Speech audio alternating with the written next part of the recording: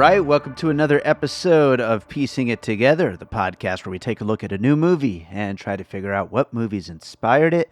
And today on the show, we are talking about Dumb Money, the new film from Craig Gillespie, starring Paul Dano as Roaring Kitty, the guy who led a whole bunch of nerds to buy GameStop stocks and created this whole insane story back in the days of the pandemic, just a couple of years ago. But we'll get into it. And joining me to talk about it is Shahab Zargari. He's a filmmaker I met at the Nevada Women's Film Festival, and we had a great time talking about this one. A lot of interesting things to get into. Fun episode coming up. Before we get to it, I do want to remind you, as always, to make sure you are subscribed to Piecing It Together wherever you listen to podcasts. You can follow us on social media at PiecingPod and join our Facebook group, Popcorn and Puzzle Pieces, where we continue the conversation about all the movies we talk about here on the show. Also, while there was an ad at the top of the show, I'm going to mention it again anyway because we're just 1 week away from our next live Piecing It Together, downtown Las Vegas at the Art House Theater. We are doing The Exorcist Believer. We'll be joined by my wife, Gina Mazzoni, filmmaker Michael Keane, and filmmaker and Tom Devlin's Monster Museum owner, Tom Devlin, for a really fun conversation after a screening of The Exorcist Believer. It's happening Thursday, October 5th at 6 p.m. at the Art House downtown. I hope to see you there. You can check the show notes for how to win tickets, and tickets are available for sale as well. Hopefully we'll see you out. So, with that said, let's get into some dumb money. All right, this should be a fun one. We're going to talk about Dumb Money, and joining me, we've got Shahab Zargari. Shahab, thank you so much for being here. Yeah, definitely. It's a pleasure. Thanks for having me. Yeah, absolutely. I'm looking forward to talking about this one. It's a silly, really ridiculous story, and I think it'll be fun to get into. But before we get to it, though, it is your first time on the podcast, so tell my listeners a little about you and what you do. Yeah, so I'm a Las Vegas-based filmmaker, and my day job, if you will, I work at the UNLV College of Fine Arts, and I work with all 7 academic units there, promoting all the kinds of really cool things they have going on, from the film department to theater, art, architecture, music, and it's fun. Keeps me busy. Right on. And yeah, we met at the Nevada Women's Film Festival where I saw your The Doomed shortcut, which is like a cool kind of trippy-ish suspense kind of thriller all in one location, and really, really cool film. And yeah, I mean, you are somebody who is out there being busy constantly, like I am. It's true. We stay busy. We do have that, connection for sure. Yeah. And that was actually the first year the Nevada Women's Film Festival was at UNLV. So It was just like serendipitous. And then Doomed Shortcut, which you mentioned, was filmed in the building that the film festival was in. Mm-hmm. And so I was really excited. I kind of sat in the back for that screening, and I could see certain people kind of whispering to each other, hey, that's the stairwell. Hey, that's the vending machine. Because they'd been, at the festival, whether they were from out of town or whatever, for a couple days at that point. So they were very familiar with that building. So it was pretty absolutely cool. I was myself too, as a former UNLV student. But yeah, absolutely. It's always interesting to see a place very well on film. So that was definitely cool. But talking about Dumb Money, so first of all, with a lot of my recent guests, I'll throw them some options of what to talk about, and we'll maybe go back and forth trying to pick one out. You immediately were like, I want Dumb Money. So I'm curious, was it just a silly, ridiculous story? Do you have any skin in the game? Were you involved in trading in anything with this? Like, what was it that appealed to you about this one?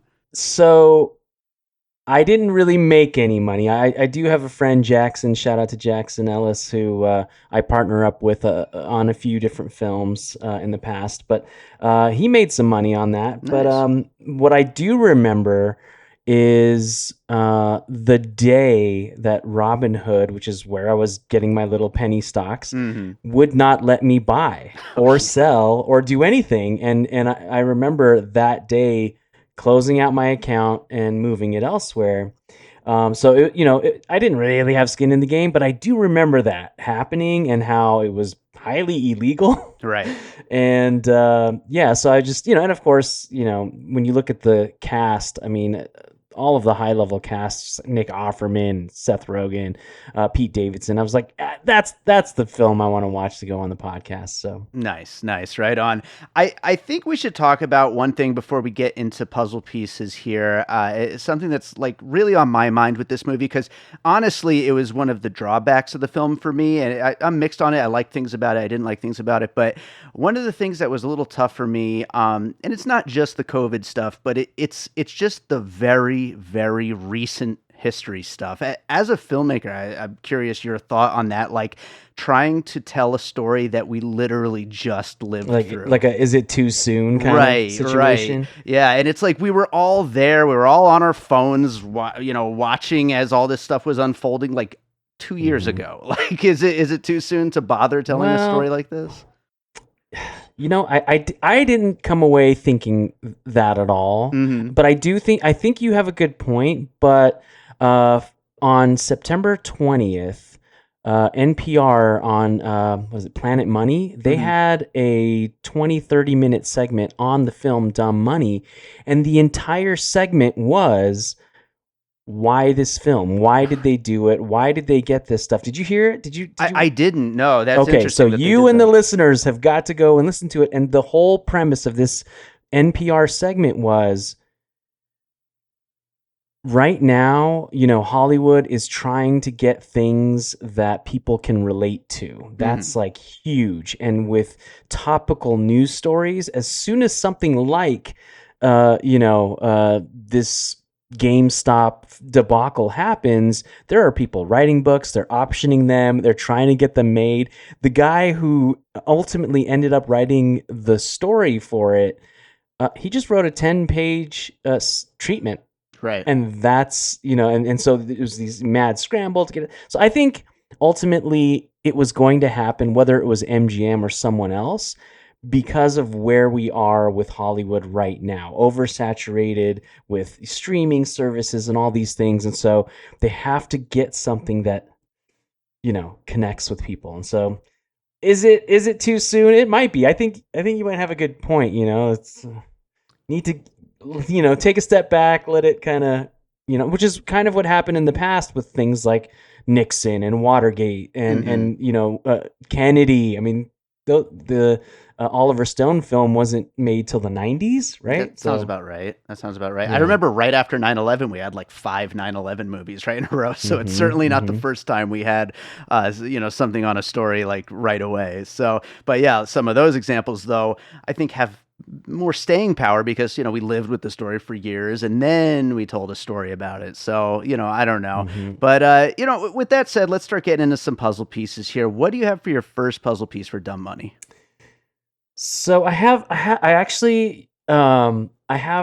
2 different subsections of puzzle pieces, if that's okay. So sure. my first segment, and if I'll do this as my first, but it's actually 3. So okay. I see it as a trend, right, of these kind of movies where they're fictionalizing something that really happened, like Flaming Hot. Did you watch that? Sure. Yeah. Okay. The Tetris film.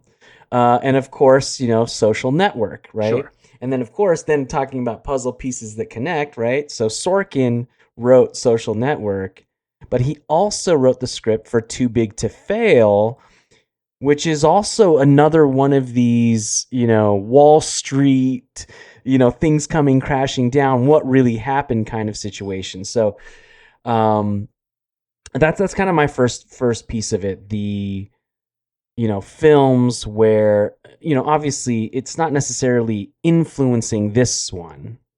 But it's like this trend. Well, I think Social Network certainly does. I think Social Network is definitely one. Was that on your list? It's not on my list, although it's one that I was thinking about while making my list. Because I mean, as far as like talking about the ins and outs of the app-based economy, and the way that apps have influenced everything, and I think it's an impossible one not to bring into this conversation. So I think that definitely fits. And then certainly we actually did episodes on Flaming Hot and Tetris, and I believe The Social Network came up on both of those. So like clearly there's like a thing happening right now with a lot of movies that were inspired by what The Social Network pulled off.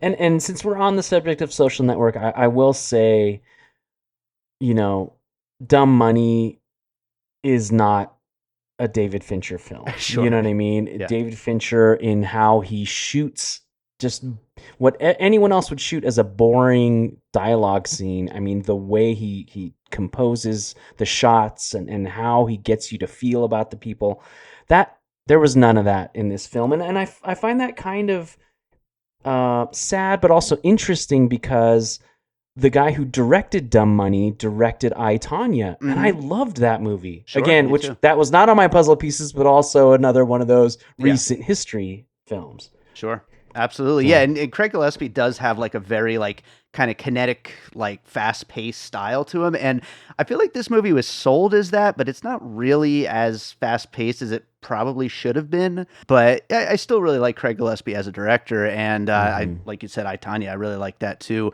Back to The Social Network for one more point on that. The score also very much is trying to be a Trent Reznor, Atticus Ross score, but a little not quite there, but definitely trying to capture that same kind of a feeling. So yeah, I mean, lots of Social Network influence here, I feel like. I'll go to my first piece, which I don't bring up documentaries a lot as puzzle pieces, but I had to for this one, and that's a documentary from 2020 called Feels Good Man. It came out right as all this was happening, basically. And I almost feel like more than a stock market movie, this is a movie about the internet and online culture and Reddit and the ridiculousness of like meme culture and all the cats and shit on the internet and stuff like that. Yeah. And Feels Good Man, which is kind of how Dumb Money sort of, yeah, it's like that world. It's the whole vibe of this particular world, and that movie, Feels Good Man. Have you seen it? I have not. I wrote down a note. It's really so good. It was literally my favorite movie of 2020, and wow. Without like giving anything away, because it's a very strange documentary. It's one of those ones that kind of like goes outside of its realm of what you originally expect it to be. But it's about that cartoon Pepe the Frog, and how it was just this like innocent little ridiculous cartoon of a frog, and then the right wingers all kind of took it over. And I might have seen it actually during lockdown. I do remember that. It's so crazy, and just the story of just how far away from its original intended purpose it got because of Reddit boards and the internet and all that stuff. And I feel like the people who were sharing that the feels good man Pepe guy, like, were the people that were in these same boards, the r/Wall Street, and that were, and of Wall course Street bets. Yeah, Wall Street bets. Yeah. And, obviously there's good people and bad people in all these situations, but, yeah, like the whole internet online culture thing, this movie feels like, almost like it could be a companion piece for like where things continued after that point in time, and just how it just kept getting sillier, more ridiculous. And that's why I had to go with that one for my first piece here. That's amazing. Yeah. So another one that I had, since you went documentary, I'll go documentary. Alex Winter, who was from Bill and Ted, he just dropped a brand new documentary called The YouTube Effect. Oh, I want to see that. I've heard great things about it. It's so amazing. It really is. And it's very, very much in line with Feels Good Man. But the reason I thought of it, I had just finished watching it. I mean, literally, on Friday, and then I watched Dumb Money on Sunday. But the reason I thought of it is because in Dumb Money, there was every time they cut to a news clip, or every time it was the congressional hearings, it was the actual footage. It was the actual C-SPAN footage of AOC, of whoever, right? And so, and then when it cuts back to the family or the businesses or the hedge funds, so to me it felt like it was kind of like those shows almost like Unsolved Mysteries where it was a reenactment. Yeah, right, sure. So in my mind, I was like, okay, well, you've got, all these heavy hitters doing the reenactments. It's kind of a cross between, drunk history, but it's not really as funny, right. And so in my mind, just initially, and again, films, you have to sit with them and they, kind of come back at you and all this stuff. But just walking out of the theater, I was like, you should have just made a documentary. If you were going to do that, you should have just done what Alex did with the YouTube effect. And I think it would have been more powerful because, again, and you mentioned something earlier about how it was marketed. I mean, in like leading up to this podcast, I was getting ads for Dumb Money on YouTube. And it's like this, funny, scream out loud laughing. I'm like, I didn't really like there was funny moments, but I didn't really feel like it was a comedy, know? And so I don't know. I was like, that should have been a documentary. So yeah, Alex Winter's The YouTube Effect was my next one. I'm definitely looking forward to watching that. And yeah, and that actually ties right back to what I was saying before we started on puzzle pieces, how it feels a little too soon. Because it's like, we have all this footage. We could just jump on TikTok or YouTube or whatever and probably see these clips of these people talking, which are actual scenes in the movie. Like, you know what I mean? So it's exactly. A very strange timing to put something like this out. But I'm going to go, there's a lot of greed movies that we could talk about in this. And I don't know, you might have some. The one that I wanted to go to specifically because of the youth angle of it is a film called Boiler Room. Giovanni Ribisi. That was on my list. Was it? Nice. I love that movie. Giovanni Ribisi, Ben Affleck, Vin Diesel early on when he was still he was so young. But a great movie that goes along with the whole idea of these money schemes and people getting sucked into them, and some of them getting sucked in and then used up and spit out. Some of them hopefully making it through to the other side, but not in that. And the moral dilemma. And the moral dilemma of it all, absolutely. And not in the fast-paced, crazy kind of way of some of these other greed-based movies, but more of a just matter-of-factness to it, and this, like you said, moral dilemma. This is just are we really going to let ourselves get, carried away with all this?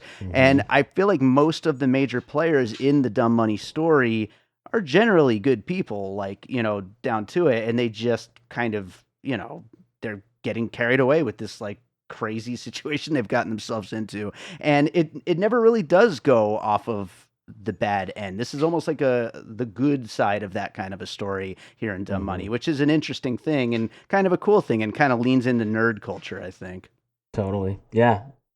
I knew, and we both knew there was going to be some overlaps on these, and that I'm glad that was on your list too. Yeah, that's a fun overlap to have for sure. Boiler Room rules, and I've been wanting to rewatch it for years. Great acting, and again, none of this cutting away to actual clip stuff. I mean, it was just rooted in, this is the fictionalized story of these people. I loved it. I really, that's one of my favorite, money Wall Street kind of movies. Absolutely. Well, since you also had that one, I will go to another obvious one, I think, that we can just kind of throw in here, and maybe you even had two, and that's The Big Short from Adam McKay. Yes, definitely. Also talking about very recent history, also talking about money and greed and the collapse of all of these markets and everything that went on. And also a movie that really wants to just kind of information dump you, whether it's talking to the camera, showing clips, conversations between characters that are just giving all kinds of info on how all this crap works, which quite frankly, I need, because I'm an idiot and I don't know anything about stocks or any of that stuff. So, I'm happy that these movies are kind of talking down to me a little bit, but it's also, I don't know if it works 100% as a movie, but, all that information, there's a lot to get out. And so both of these movies take that approach of just a constant barrage of information of everything that's going on with all the key players. Yeah. And, The Big Short, I would say, the main difference, because that was also on my list. The main difference for me, though, was that with GameStop, I feel like if anyone even had an inkling of what happened there, whether it was from Twitter or YouTube or, the nightly news, they kind of knew GameStop. They kind of knew it was a stock thing. With The Big Short, though, once all those banks, the 2008, what was it called? Subprime mortgage lenders, everything crashed. Then they all got the bailout. I don't think the American public even really knew to the extent of what happened. And so for me, I really appreciated The Big Short for doing that. But also for some, and while I was watching Dumb Money, The Big Short kept coming at me because, like you said, both of them have a lot of exposition and they need it to tell us exactly what, is going on. Yeah. But I feel like The Big Short did it in a way where it wasn't a conventional film way. We're trying to get something so heady. Okay, now it's Margot Robbie in a bathtub. You know what I mean? And they kind of went on a limb, almost surreal, Italian 70s style. Sure. So not to say that it's any better or any worse than this film, but I that was the main distinction for me, where I think The Big Short really was necessary.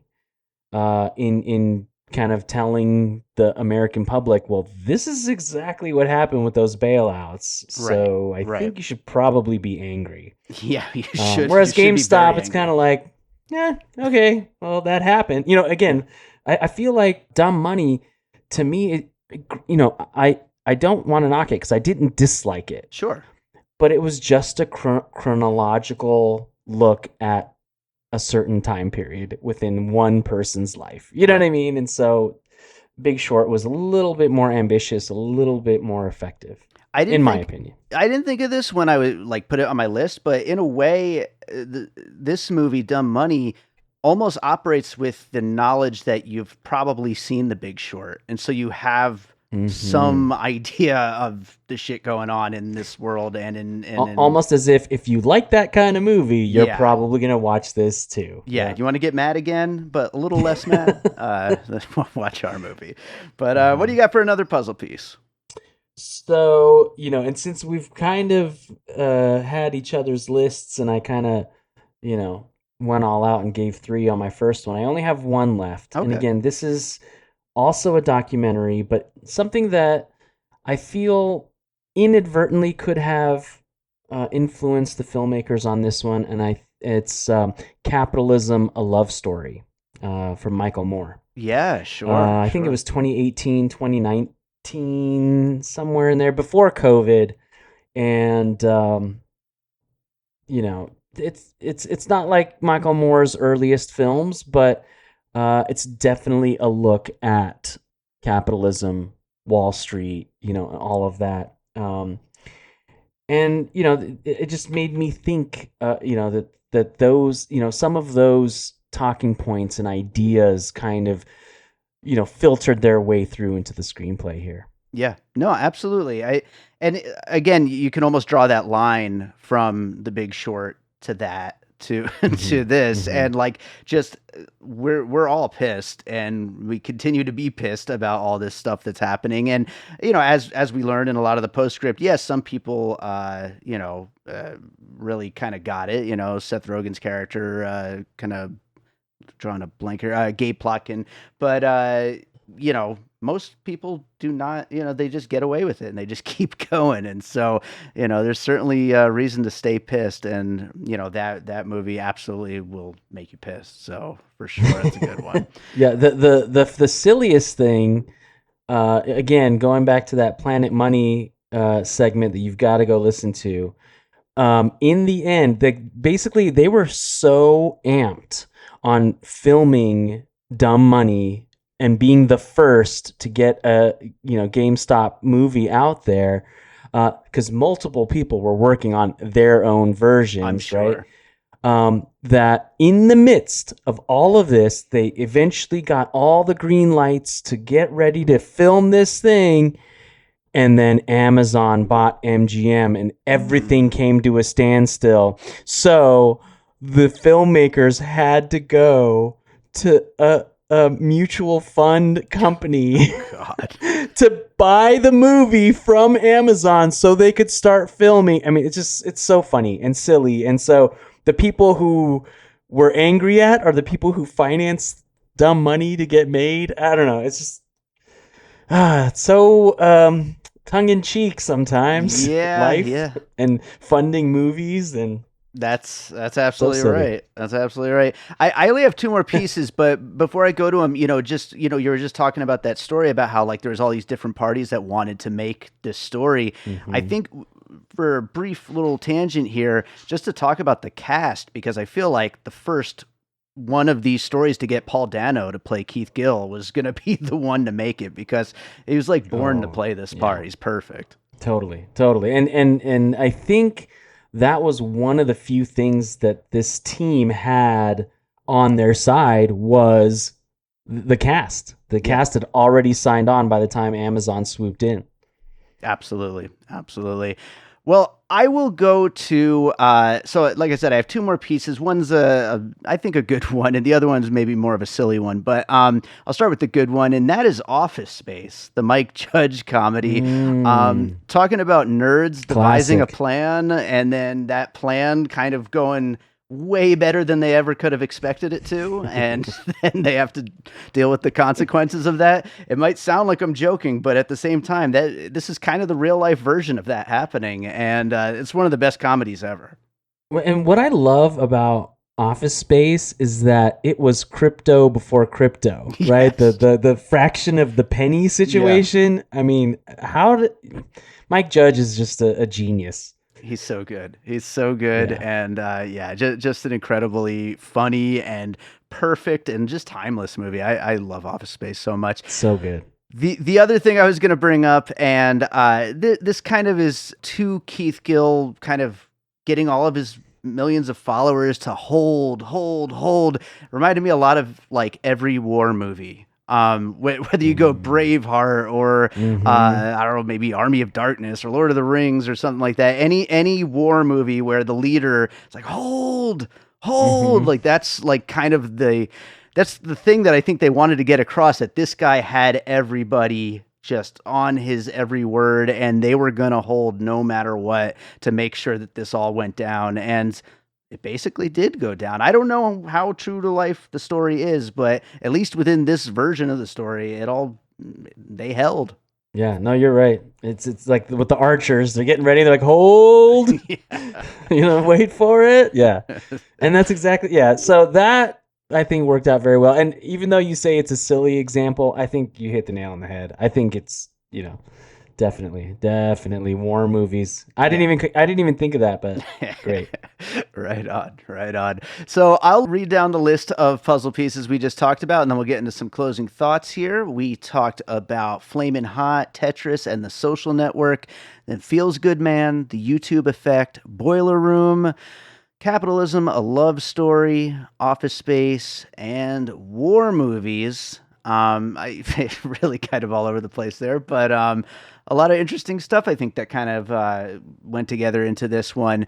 Any closing thoughts? Anything we didn't quite talk about that you wanted to bring up here? I just want to say you might have said them and I might have missed them, but I think The Big Short and Too Big to Fail as Oh, well. sure. Unless you caught those, No, I missed those. you So went a yeah. little too quick there. But I thought it was a good film. I think the filmmakers did a good job. It got a little static for me. Again, I'm a David Fincher fan where Sure. camera is constantly moving, or you think of like the Spielberg oneer, right? Yeah. And this was just talking heads for the most part. And I think they could have, they wanted to make a fictionalized movie, but I think it would have been more effective as a documentary. And I think that's why most of these puzzle pieces were documentaries. Right. Anyway, that's my 2 cents. Yeah, I didn't even realize that. You're totally right about that. And yeah, I think that's a really interesting point. And yeah, just to the point of, it not being, as kind of hyper as maybe the trailers kind of led on that this was going to be the Wolf of Wall Street with nerds. basically, Right. and it's not that. It's It more of wasn't just a that. story. It's just a story about this thing that happened a few years ago that is kind of at the center of nerd culture and as well as Wall Street and some of that stuff that's going on. But yeah, I mean overall Wall enjoyable. Street and Occupy Wall Street, Yeah. both sides of that Yeah. coin. Absolutely. Absolutely. Well, right on. I think that does it for Dumb Money. Cool. Shahab, is there another movie you watched recently you'd like to recommend to our listeners? So, a film that I recently watched that I absolutely was blown away with was, and I hope I'm not butchering it, but Portrait of a Lady on Fire. Oh, sure. And I caught it on this service called Canopy Mm-hmm. with a K, which is exactly where I saw the YouTube effect. So if you're in the US or UK, you can watch Alex Winter's YouTube effect on Canopy for free. All you need is a library card, and that gets you your credits. But yeah, Portrait of a Lady on Fire, absolutely beautiful. I think that was the director's first period piece. Mm-hmm. Every shot looked like it was a painting come to life with the colors and the composition, clothing. It's definitely a very, very good example of a film that has a female gaze versus a Mm-hmm. male gaze. Not only are the main characters women, but there's hardly ever men on screen. They're Mm-hmm. either talked about or they're like the workers. Anyway, brilliant film. I absolutely fell in love with it. Yeah, no, wonderful movie. Definitely a great recommendation. I think that was one of the last movies I saw before everything shut down in 2020. Speaking, this is obviously a big pandemic movie, Dumb Money. So speaking of Totally. that time, but yeah, great recommendation. Shahab, tell people where they can find you and your work. You can find my films at thinkspeak.org. Yeah, I mean, if you're ever at UNLV, I'm more than likely hanging around the fine arts somewhere. Let's come say hi. Right on. Well, thank you so much for doing the show, and hopefully we can get you back again sometime. Definitely. Thanks for having me.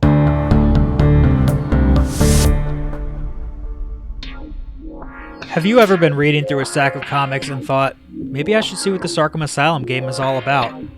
Or been playing Marvel vs. Capcom and felt like you were at a real disadvantage since you didn't know who half the characters were? Well, Play Comics is the show for you. I'm Chris, and each episode we take a look at video games based on comic properties and how well they stick to that source material. So whether you know the comics and want to know how all these games work, or you know the games and want to find out where all this craziness came from, go check out Play Comics at playcomics.com or wherever you find your favorite podcasts. All right, so I hope you enjoyed that conversation about Dumb Money. Thanks to Shahab for joining me on that one, and thank you to all of you for listening. If you're enjoying piecing it together, of course, make sure you're subscribed wherever it is that you're listening. And you could always drop us a 5-star rating and review. Apple Podcasts, Good Pod, Spotify, wherever you can drop a 5-star rating or review. I would appreciate that. You could also follow us on social media at Piecing Pod. Join our Facebook group, Popcorn and Puzzle Pieces. And don't forget about the Produced by David Rosen Patreon, where I post bonus and advanced content for piecing it together from Awesome Movie Year and from my music career. Lots of great stuff over there. I actually just released an exclusive album, which is the film score to a film called Jacqueline, a horror movie that is exclusive to the Patreon. But next week, I'm actually going to be releasing another film score from that same director, Chris Johnson. But this one will be a full official release on all the streaming services and all that stuff. It's called Blind Malice. It'll be out next Friday. So a lot of music on the way, plus all of my 2024 plans, which I will be announcing very, very soon. Lots and lots and lots of stuff on the way. But yeah, the Patreon, produced by David Rosen. It's patreon.com/bydavidrosen if you want to sign up. There are advanced episodes of Piecing It Together. I've got a bunch of other stuff planned for it, and bonus episodes of Awesome Movie Year. Lots of great stuff. Check it out. So with that said, let's close this out with a piece of music like I always do. And you know what? Actually, even though Dumb Money is much more of like a fun, silly, goofy kind of movie, I got this album coming out next week, so I might as well play a track from it, right? I'm going to play a track from Blind Malice, the film score that I am releasing next Friday, October 6th. And let's see, what should I play? I'm going to play... I'm going to play a track called Let the Right One In. This is from the score to Blind Malice. Hope you enjoy it. We'll be back with more Piecing It Together real soon.